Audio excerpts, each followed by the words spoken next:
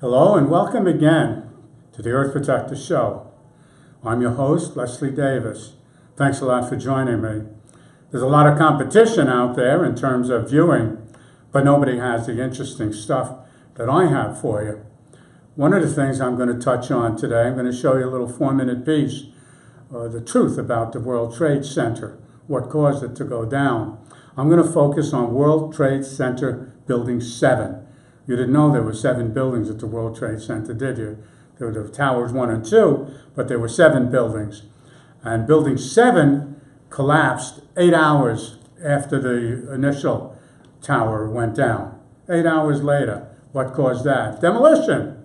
It's a setup. This is George Bush, Dick Cheney, Wolfowitz, Cheney, Rumsfeld. They created this disaster in order to sell guns and bullets and go to war in Iraq. This wasn't Osama bin Laden arranged the World Trade Center debacle, hijacking of planes and flying them into the building. A bunch of bull, all made up. This wasn't Osama bin Laden, and no ability, no capability of doing anything like this. So I'm going to take a look at it. It's a 4-minute piece, and now you'll know what knocked the buildings down. It was demolition, sabotage, treason by the leadership of America. George Bush and Dick Cheney, president and vice president, deliberately demolished those buildings to go to war. Otherwise, the army would be sitting around. We don't need them. We don't need to go to war. You can spend the money and buy food and clothing and shelter for people, and they'll love you. You go in and attack them and kill them and bomb them. It's not going to work. Like McCain did, you know. McCain died last week, and paying homage to him as a hero. He was no hero. John McCain is no hero. Yeah, it's true that he did a time in a prisoner of war camp, but he bombed those people in Vietnam from thousands of feet up with napalm and stuff. They destroyed the lives of maybe millions of people around the world. John McCain is a war criminal, and we eulogize him and make a big deal out of him, so I'm not going to spend any more time with him. I'm working on selling my Earth Protector brand. There it is on this cap. So we had caps and t-shirts and stuff, but I'm going to sell the brand, the Earth Protector name. I own it. Other people are using it, but what can I do? I fought off Aveda and Disney and Hudson Sprayers and all the different companies that come and steal your intellectual properties. Let's see what we do here. This technology that I'm using to do the show is called Mevo, M-E-V as in Victor O, and I control it myself off this iPad in front of me. So it's weird, I'm learning how to do it. But let's get back to business. We've got a 4-minute piece on the World Trade Center. Here it goes, check it out. I want to talk to you about World Trade Center Building 7. There's a little shot, a little map of those buildings. You see the flashing World Trade Center Building 7, a 47-story building that was deliberately demolished for the insurance money. Everyone has seen the Twin Towers number 1 and 2 of New York's World Trade Center fall on the morning of September 11, 2001. Few have seen the collapse of Tower number 7 later that day at 5:20 p.m. These images were broadcast on that day, but almost never after, so most people had to wait for citizens to bring them to us. Why is that? One reason may be because the rapid, symmetrical fall of this building looks like a controlled demolition. No planes hit number 7. It was damaged by debris and fire, but these injuries looked small. A controlled demolition would mean that someone much more powerful than a man in Afghanistan did it, because they would have had to gain access to this highly secure building days before 9/11. It is a fact that this tower fell in about 7 seconds on September 11, 2001, and in fact it fell quite smoothly and symmetrically.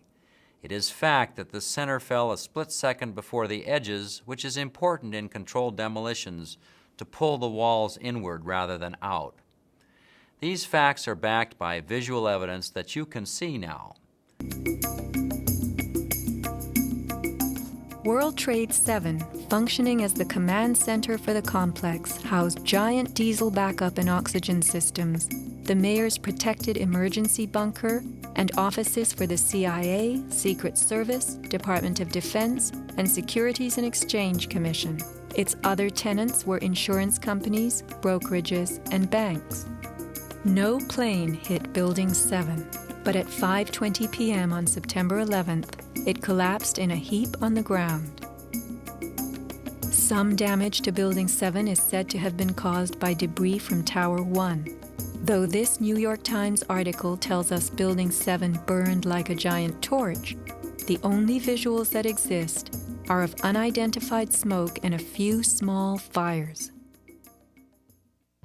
Compare this to the wallops sustained by World Trade Center 3, 4, 5, and 6. Positioned right below the towers, damage to the surrounding World Trade Center buildings was infinitely worse. Still, the structures held up. But somehow, rescue workers knew that Building 7 would fall. You hear that? Keep your eye on that building. It'll be coming down soon. A 47-story skyscraper, Building 7 folded neatly in 6.5 seconds. A textbook descent right into its footprint.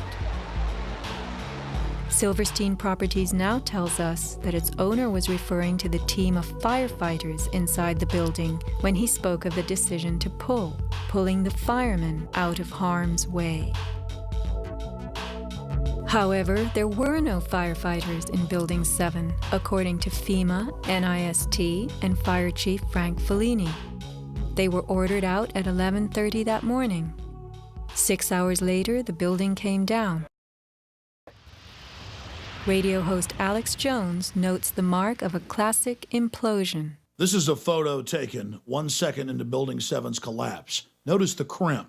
If we look at other controlled demolitions, we see that they first blow one of the central columns so the building falls in on itself. If you don't do this, the building falls outward and can damage surrounding structures.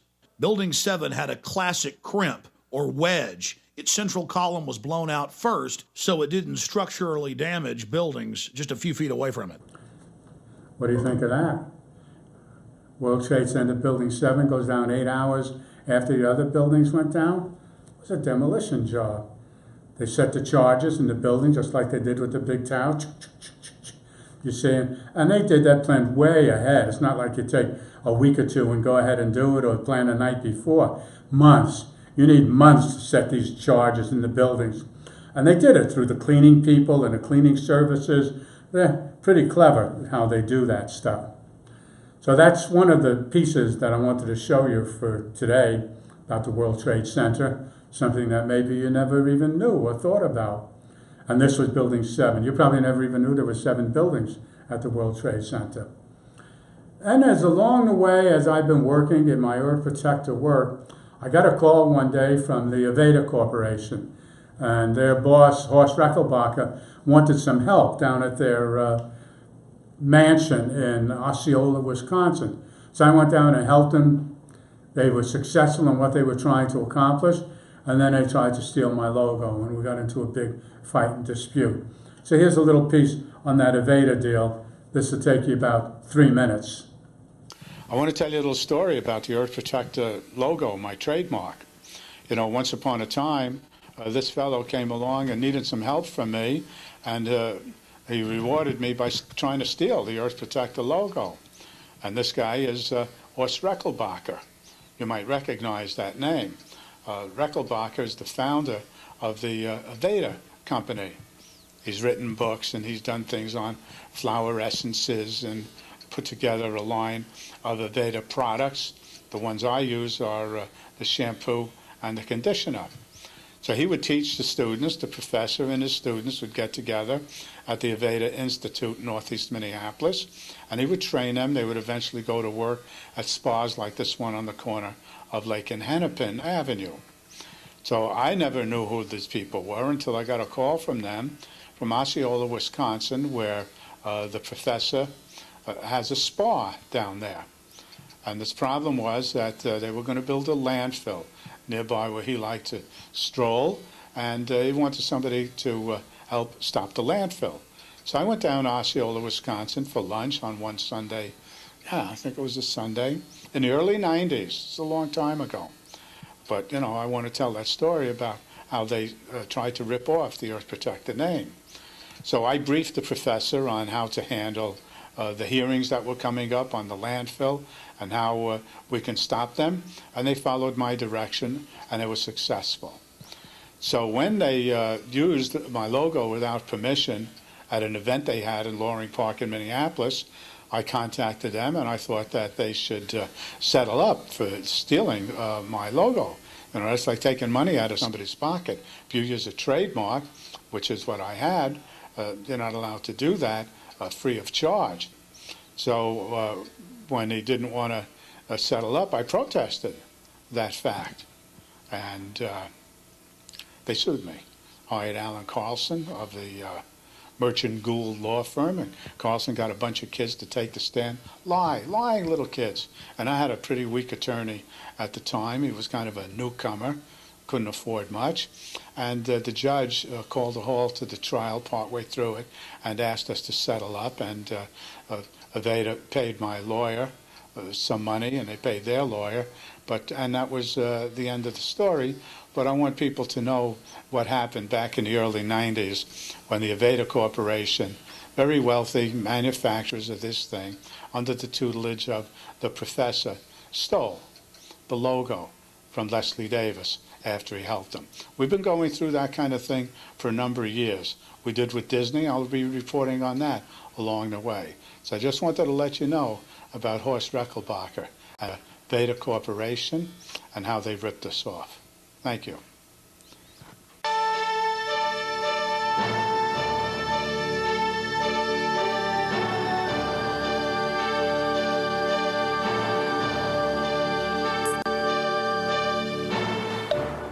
So people thought, you know, oh, this Rechelbacher gives a lot of money to environmental causes and green things, and he's Mr. Chemical-free cosmetics and stuff. Crook. Too bad, you know, I didn't wish him death. I wanted him to stay alive and suffer, but he wound up dying probably a year or two or so ago. Left hundreds of millions of dollars, sold his Aveda Corporation to the Estee Lauder Group. You know what Estee Lauder, they do a lot of testing on the eyes and the bodies and the skin of animals, poor tortured, suffering animals in cages, in order to test their products so that they don't have a product liability. And I didn't only have a dispute with Horst Rechelbacher over the years, I fought all kinds of government agencies and individuals and tried to recall Tim Pawlenty when he was the governor of Minnesota. But the guy that I had the biggest dispute was with the Jesse Ventura. And I wrote a book about him called Always Cheat. And the reason I did that about Ventura is because he lied about his career as a Navy SEAL. And I happened to catch him coming out with some colleagues of mine. We were out downtown, and we heard that he was going to be at the Suburban World Theater in Minneapolis. So check out the video that we put together on that.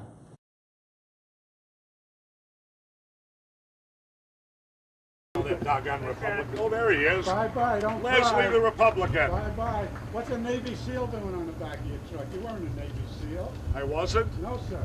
Really? Yeah. Well, then why am I going to the reunion this weekend out in Coronado, Leslie? They're sucking up to you, you know what I mean? You know, why am I class 58? Why was Terry Mother Moy here, my first face judge? What the hell would you know? Talk to Bill Salisbury. Bill Salisbury's a puke who doesn't even show up at it. Talk to Bill Salisbury. He's a puke.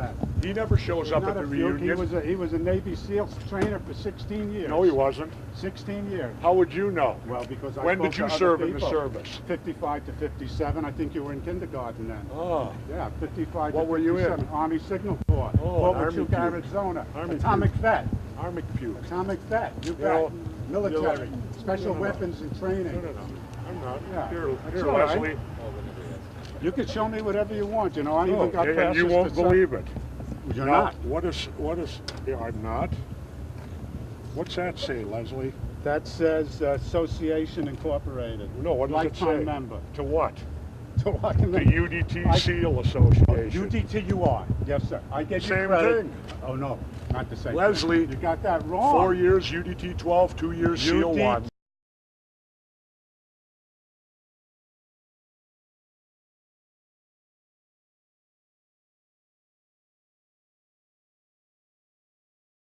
No, sir. Yeah. UDT you did, and you did good training, and I give you credit for that in the book.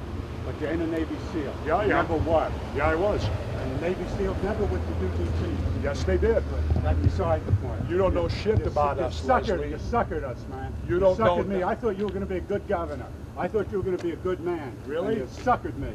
You bet. I supported you. I sent you a check for your campaign. You I know sent what? you a T-shirt. With and you support like suckered you, me. I'm glad I don't have Yeah, it. boy, I'm glad you're gone. Why don't you You're go history. hug a tree? Yeah, send you to dinosaur land. I'm glad you're gone. Go hug a tree, Leslie. Oh, you bet. Otherwise, guys like you will mow them all down. Don't try to talk to me. Don't try to out-talk me. You ain't smart enough. Yeah, right. You bet. Leslie, I made governor. You never will. I don't try. Now, watch out. Don't try to bring back those Cuban cigars either.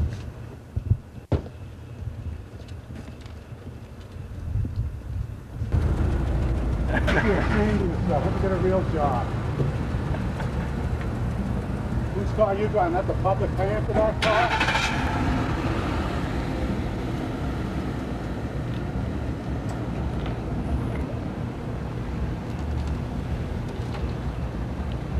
What was his right to? Protecting him or me?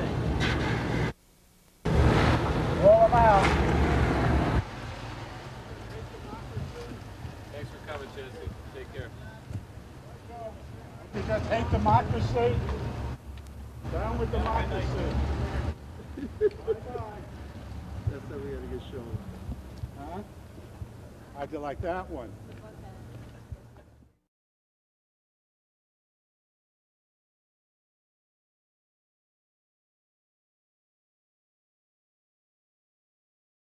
The political activist and longtime critic of the governor exchanged heated words last week, and tonight the two met again. The activist versus the former governor. Fox 9 has the exclusive video of the showdown. Our former governor was an occasional actor, and he's starring in a new release that's going straight to video. It's a surveillance tape showing a confrontation he had while rehearsing for his new show. Fox 9 has the exclusive footage, and Tom Lyden's in the newsroom with the tape and the story. Tom, what's going on? They are the thorn in the side of the former governor, environmental activist and perennial candidate Leslie Davis, and his sidekick Bill Dawn. Both camped out tonight in front of public television, where Ventura is rehearsing his new show. The two just waiting for another confrontation with Ventura, like last week. He came out the door and kind of wanted to get rough. So he kind of threatened, said, I'm not the governor anymore. You're talking to a Navy SEAL. You want to get it on, and wanted to get into a fight. Davis is the author of Always Cheat, the philosophy of Jesse Ventura, a book filled with conspiracy theories. This is the guy who will literally climb a tree to get attention. And Davis has been arrested before at public television when he tried to crash a mayoral debate. Keep that door shut. With a qualified candidate. On this night, Ventura wasn't about to take the bait, but he was in no mood to talk about the new show and its rumored trouble getting off the ground. Hey, Governor, how's the show going? Show going that well. Former Ventura spokesman John Woodley was also here. He too is on the MSNBC payroll, and he's not talking either. It's a confrontation that'll last only a few minutes. The shame is most of it's verbal, and there's no audio. But the governor is seen almost in the face of his nemesis, Leslie Davis. The only thing separating them is Ventura's very anxious MSNBC producer. It all happened last month in front of Twin Cities Public Television, where we showed up the following week as Davis was still protesting Ventura using public facilities for his new cable talk show. Ventura says Davis was simply there to goad and provoke him. The ex-gov has a tamer account of what was actually said. He tells St. Paul police, he said, "I'm not the governor anymore. I'll deal with you as a civilian now." Ventura is just about to leave when he makes a beeline for a poster of Davis's biography of Ventura, Always Cheat. Ventura takes it with him, but after talking to his producer, he hands the poster to a security guard who who then passes it back to Davis. Just when it looks like it's over for good, there's a round 2, then a round 3, when Davis says Ventura gives him the finger and brags about his money and the Porsche he drives. What Ventura's show probably needs is someone just like Leslie Davis, a human punching bag. But as Ventura left in his new Porsche with Navy SEAL license plates... You didn't break into my car, did you? Yeah, I did. Good, I'm glad you did. We're reminded he never really did appreciate anyone who punched back. Yeah, so he had a problem with it. He went to court one time and went to Judge Roseanne Nathanson. She was a Ramsey County District Court judge. He appointed her as a judge. And she, rotten judge, issued a restraining order against me because they went in what they call an ex parte, meaning without me, ex parte request to put a restraining order on me because Ventura didn't like me, didn't want me covering him at his Channel 2 broadcasts and stuff. People were complaining and not watching. They believed me over him, a big buffoon. So that you see that piece where I challenged him on not being a Navy SEAL, and he wasn't. And the media kept reporting a Navy SEAL, former Navy SEAL, Navy SEAL, a colleague of Chris Kyle, a guy that got killed. He said, compared them both. No, he wasn't. Kyle was a professional killer. Killed, I don't know how many hundreds of people from as much as a half a mile away. And Ventura never could have done what Chris Kyle did. Professional killer. Murdered people all over the world, primarily as a sniper in Iraq, maybe Afghanistan. So there's that Ventura piece. And it went on, my dispute with him, and they fought me from entering the case where he went against the Navy sniper. So that was pretty sad. And I grabbed one other little piece here, which is animal leg hold trap. Because, I work on a lot of these environmental and animal issues, like the circuses and stuff like that. The circus that take a poor elephant out of his habitat and with these hooks and beat him and make him stand on stools and parade around. What fun is that? What kind of sport is that to torture these animals, to make them dance around? Pretty horrible, huh? So here's a little piece, a minute, and you'll see about the leg hold trap that we're trying to get banned. Leg hold traps, landmines. We come up with pretty inhumane things. Take a look at it.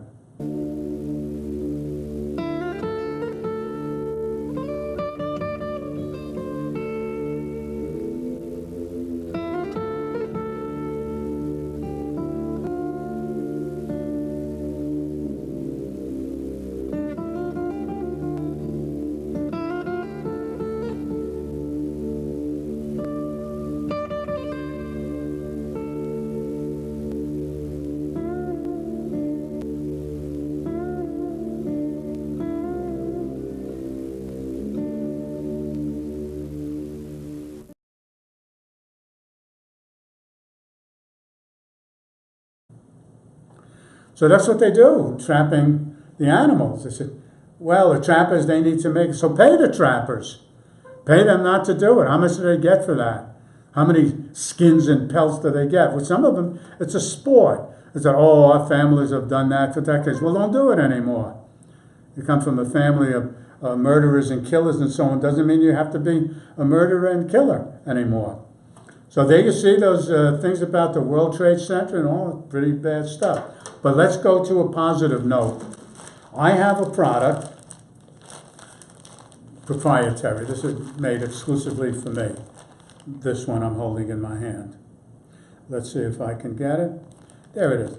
This is 12 ounces, 2 6-ounce containers. This is what you would put in a big diesel truck.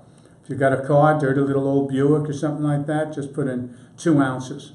Call me and I'll give you a little test sample of 2 ounces for your old dirty car.